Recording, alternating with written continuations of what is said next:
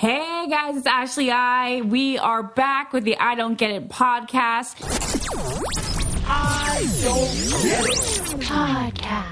Instead of Naz this week as my co-host, I have brought in my sister, Lauren Iaconetti. Hello, everyone. You may remember her from season 2 of Bachelor in Paradise when she stupidly left for a guy who had another girlfriend. Hello, that's me. That's me, everyone. I'm the idiot. I admit that it was probably one of the dumbest decisions in my life because I knew that relationship wasn't going anywhere, but here we are. You can hear from me now. She broke up with him 2 months afterward, and she could have provided you with endless amounts of entertainment on ABC. Sorry. Tune into the podcast now. So now you can get to know Lauren a little bit more through the podcast. So today's topic, we're going to roll off from some similar themes of last week. Awkward moments with guys. More specifically, embarrassing moments with guys. Because let's be real, if an embarrassing moment happens and it's not with a guy, did an embarrassing moment really happen? Did it really matter in your life? Did it really make an impact? She's going to start out this podcast by telling a tale about shit. Lauren, do you remember that time when you had food poisoning? Oh, okay. We're going to go here now. I had food poisoning. I was living in New York. I had limited funds. My debit card wasn't working. I had no Metro card, nothing. I ran out. I borrowed $20 from my roommate to get my last meal until my credit card was replenished. And I got a Kosi chicken sandwich. No offense to you, No Kosi. offense, Kosi, but the chicken was pink, and I was like, well, it's the only thing I can eat. So I ate it, woke up from a nap 2 hours later, couldn't decide if my butt should be on the toilet or my mouth should be on the toilet. So there you go, both ends. It was terrifying. But wait, explain how you made the choice between which one on I had to end. choose, and I chose my mouth in the toilet. And then she literally diarrheaed all over the floor. I wish I was here to witness this. I remember we had my grandma calling her every 5 minutes. Lauren, should I bring you some ginger ale from New Jersey? Please, actually, because my roommate, she would open the door and just throw in one ginger ale. Did Uncle Robert ever come save you? I thought he did. I thought he was going to come and take you home. No, I was... Oh, I actually don't remember how I recovered. But anyways, I would always recommend putting your butt on the toilet from now on. Well, I wanted Lauren to tell you that story. It may have been a little blunt right off the bat, but our today's theme is talking about embarrassing, awkward moments, and we don't get why, they have to happen. But mostly we don't get why they usually have to happen around the guys that we like. So I wanted to tell you another throw-up story about someone that you know very well, is part of my life. Jared Heyman once having to take care of me when I was throwing up. So once upon a December 2015, Jared and I had made out for the first time since Paradise. I had worked very hard to get to that point and to have him make that move. I was the cool girl. I was the cool friend. He always texted me first. It was just all going on the right track, and I was just playing the cool card, and it finally paid off this night. And then I wake up the next morning. We had a hotel room. There was no real funny business, okay? It was really all PG-13. And the next morning, I was, being cutesy. Thought I looked cutesy in, my, T-shirt and, whatever. I wasn't cute. So I go and I look in the mirror, and I literally looked like Rocky after a fight, like Ronda Rousey during her last fight. You guys don't even know. I've never seen myself look so horrendous. Ugh. Really, as if I had an allergic reaction. But you're acting all sexy. But I was acting all sexy. So I'm already embarrassed. I come out and I go, you did not tell me I looked like this. I put a hat on, my sunglasses. I could not make eye contact with him. I honestly apologize for even touching him the way I looked. I can't imagine you looking that bad. Lauren, think about me after hours of crying and tatsu ramen. Okay. So anyway, we leave this hotel And on the way to the car, I chug a water bottle because I'm realizing, like, I guess I drank too much last night. I also had sushi the night before. Ugh, bad pre-drinking food. Never a good combination. Don't drink and eat sushi. So I'm chugging this water bottle, and we get in the car, and all of a sudden I'm like, this is not going to be good. So I asked him to take me to Mike's Bakery in Boston because Dad wanted a picture of me with Mike's Bakery, and he wanted me to take home some cookies. So then I'm in Mike's Bakery, like about to throw up at just the sight of cookies. Oh. So then I'm trying to find a bathroom and a ginger ale. And I find a ginger ale, and then when I get access to the bathroom, I'm like, do I just drink this ginger ale and calm myself, or do I try to force out this throw up? Well, I mistakenly decided I could keep it in and hoped that the ginger ale would keep my stomach steady, which it didn't. So anyway, I'm dragging this out as I do every story, but I get back in the car with Jared, and I tell him, hey, like, sorry, I'm just not going to talk for a little while. I'm feeling kind of queasy. And he's like, okay, just, let me know if you need me to pull over. And I'm like, okay, I will. Well, not even 10 minutes later, he's like jamming to some Backstreet Boys or something, or some Matchbox 20. Of course. And I'm like, I'm going to probably hurl right here.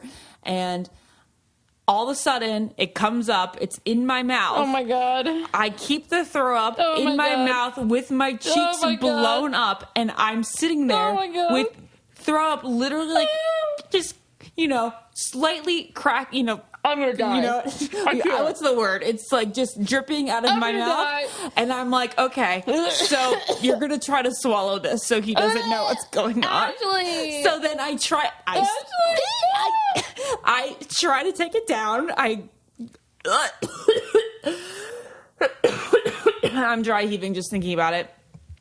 So I do take a little bit down, and unnecessary. And because of that, I get so grossed out that I can throw up more, and I throw up into like my hand, and then I tap Jared. Oh my God! Do I tap him, or does he just look over? I think he sees. I don't know. I've heard this story from Jared without Ashley telling me the story. I just heard Jared saying that he just saw her grab her mouth, and then he was like, to the shoulder of the road. Yeah, like zoomed over to the shoulder of the road. I basically threw up into the car door. I didn't even get to open the car door. So I have throw up like on my lap in the creases of my hands. And then I'm throwing up outside of, and then like, just like onto the car door. Who wants to kiss someone after seeing that? So then I basically knew it would just never be the same again, and that I had blown it. I had tried so hard to be cool that I couldn't keep the cool anymore, and I had to do the most awkward and disgusting thing that anyone could ever do, and throw up in front of the guy that she had been trying to win over for 6 months. When it finally seemed like it was going to happen. And then we went over to a Burger King for me to brush my teeth. I also threw up again in the Burger King. And, whatever. So then we just like listened to some music, and I felt a lot better. And then we started laughing at the end of the ride, like the hour ride back to his place in Rhode Island. But I kind of knew after that it was never going to be the same. Yeah, I think the smell probably is what would turn me off the most if I was going to make out with someone. Well, I knew he wasn't going to touch me after that. No, I know, but I'm thinking next time I go in for a kiss, I'm going to smell that.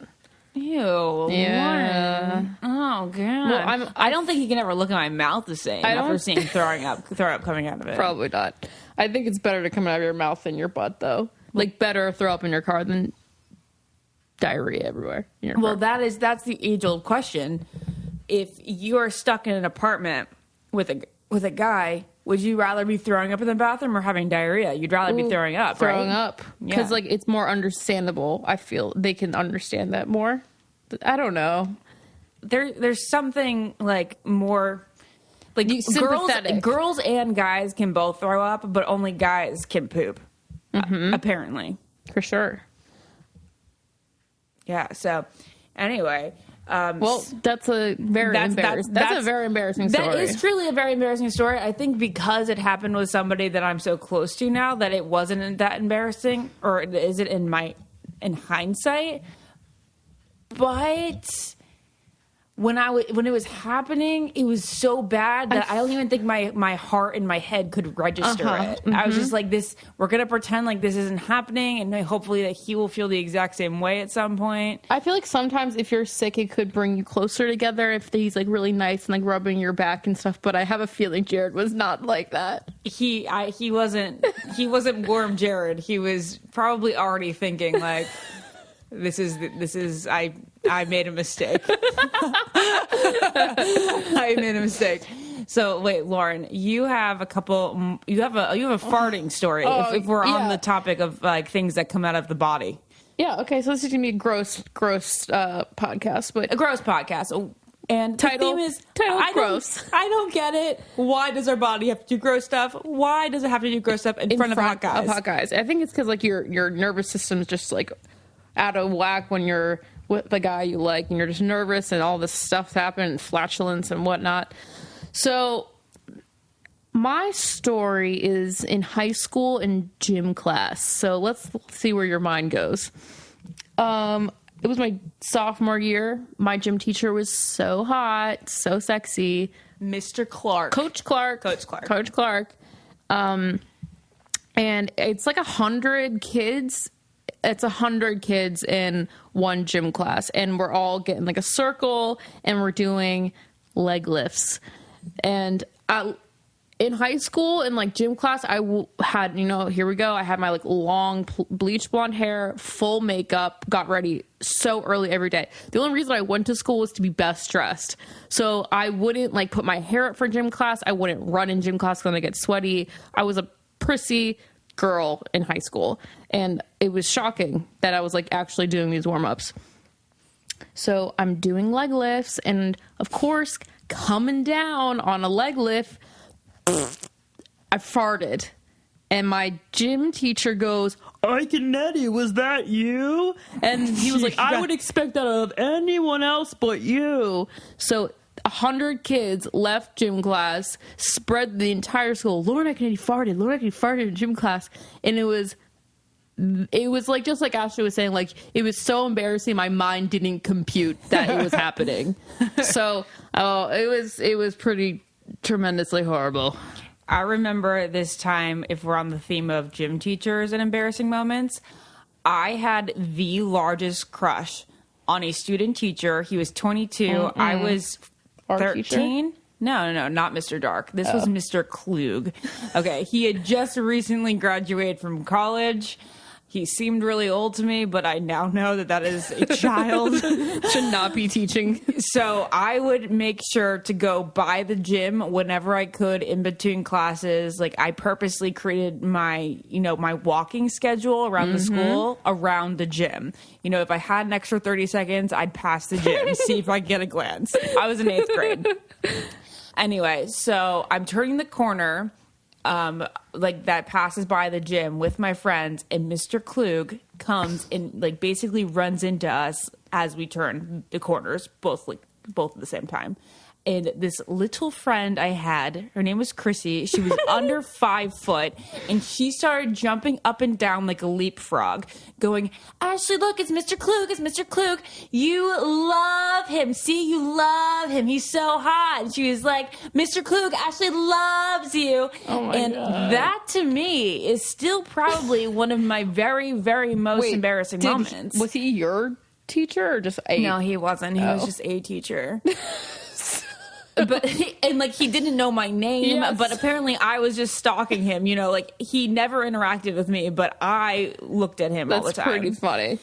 That was really embarrassing as far as teachers go and embarrassing moments. But then there was another time when Lauren truly, truly ruined my life. I really still don't get why it's such a big deal to this day. Honestly, this is still my most embarrassing moment if somebody were to say, "Tell me your most embarrassing moment." Not even throwing up in front of Jared compares to this. Because in my 16-year-old mind, this ruined me for life. So in my diary in high school, I wrote about my teacher who I had a huge crush on. And he's like a Bachelor fan and not the man I thought he was when I was 16 now. So he may be listening to this. I don't know. But it was quite something, the feelings I had for him. And Lauren cracked open my diary, broke the lock with my mom. I don't think there was a lock on it. There was a lock, Lauren. You guys ripped it off. Okay, I would go in there all the time and read it. What? You read it before this? Yeah. No. Yeah, I would read Lauren, before. there was a lock on it.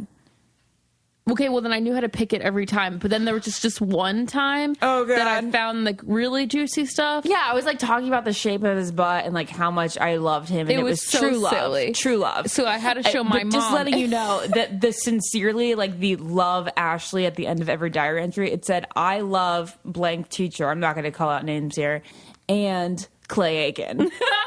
So it was like, I will marry Justin Timberlake, Clay Aiken, or said blank teacher. Anyway, so I like detailed over how much I was in love with him, and then Lauren started reciting lines from the diary word for word when we were at dinner with our best friends, and just hearing Her own words being said back to her. and realizing what must have happened, I wanted to crawl into a hole and never ever come out. I know it sounds so evil, but I think that if we recorded it and watched it back today, it'd be really funny. It would be the funniest thing ever. Like, to be like showing me go through the diary reading, caressing his perfect bubble butt. But I never said I wanted to caress it, but I did say he had a bubble butt, which he certainly did. He was 25 when I was 15, 16. So, I mean, very natural. Very natural. He was also very cute. Yeah, he was. Yeah, so I still look back on that and still totally get it. Let's see. Other embarrassing moments. I feel like I thought of one of like an embarrassing moment of yours. Of mine. Another one of yours. I think those are my three big ones. Throwing up in front of Jared, Mr. Klug, you reading my diary. So this story is amazing. It's so bad. It's so bad. It's great. All right. So there's this person that I've had a crush on for many moons. We're talking like 10 years now, right? 9 years. 9 years. Yes, Lauren, 9. 2008. Okay, 9. Okay. So he was always like that crush from far away, like basically like untouchable. But not really in your mind. But not in my mind. Touchable. Oh, I totally thought he was touchable, like very touchable for a while. But he didn't actually get touchable until like 3-4 years ago. Right. So we became friends with his brother, and he's really awesome. But every time I was around his brother, he would have a girlfriend. And I just he's a serial dater. Serial dater. Like he's definitely a monogamous type of guy, but he is never single for like more than 3 or 4 months. Mm-hmm. So anyway, he does have a girlfriend now, but I had like this night out with him, his brother, and my best friend. He has a girlfriend now? Yeah. Are you sure? Yeah. He had a girlfriend when I last saw him about a month ago, but he wasn't with her that night. He was just hanging over by the bar by himself, or like with one friend, but they weren't engaged in any kind of conversation. And even though I've been around this guy plenty of times, I've never really like sat and had a conversation with him. It's always been like, "Hey, how you doing? Like, good, cool, whatever. Cool, great. I'll see you around. Okay, see you, cool." It's and just the same conversation over and over again, but it's pretty exciting every time. So, I think. All right, so my best friend is talking to his brother, and his brother is super cool. And I tell them, I'm like, okay, I'm gonna go do it. I'm gonna go talk to your brother right now. And we're going to have our first real conversation for the first time in 9 years of depth. And I felt confident. And I go over to Had a couple of vodka cranberries. I had a couple of vodka cranberries. And I make my way over to the bar. And I go, hey, so your brother is talking to my best friend. So I thought that I would not want to, oh, shit. See, it came out exactly like this. Okay, no, I swear to you, it was really smooth. I said, hey, my best friend is talking to your brother, so I didn't want a third wheel, so I thought I'd come over here and say hey. And then he looks at me and he goes, hey. And that's it. And then I was like, okay, wait. I was like, in my head, I was like, okay, wait a beat. Wait like 10 to 15 seconds to see if he starts more conversation. 10 to 15 seconds is a long time. I'm telling you, I waited 20 seconds, longest 20 seconds of my life. Then I pivot turned and walked away. And then, of course, I go up to his brother and I'm like, he just denied me. He just denied me. And then I knew that the root of all my problems came from this boy. Did these people just stare at you? No, I mean, yeah, he just said hi, and then he just kind of like looked forward. And I just kind of, looked forward, and then I turned around and I exited that situation.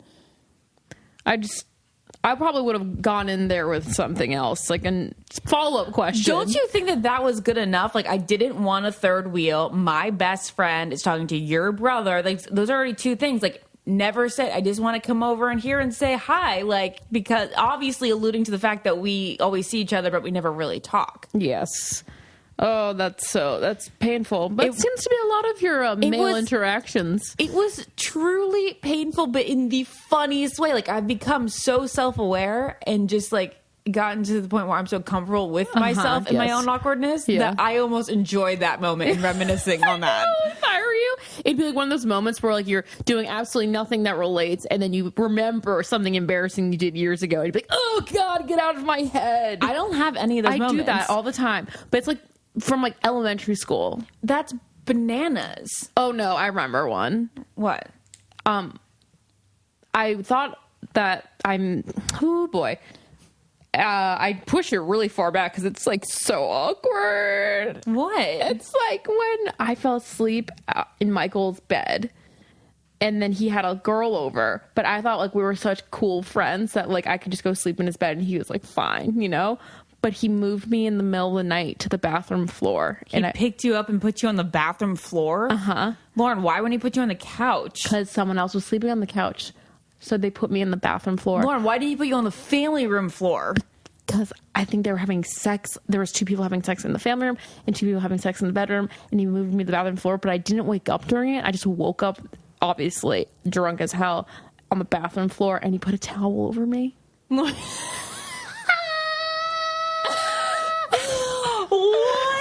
It's so embarrassing. It was just so embarrassing on so many levels, and this is so embarrassing. I didn't even think about it. You didn't even think it was embarrassing at the time because Lauren had like a bad face. She had like a drug face. I was so drugged. She came home. We detoxed her. We got her back to real life. So drunk, I didn't even think it was embarrassing. Like, would you think that's an embarrassing story or it's demoralizing? Demoralizingly embarrassing. I cannot believe that. Yeah, I was like, I'm just gonna go in bed. Like I'm like, you stay up, But like, what?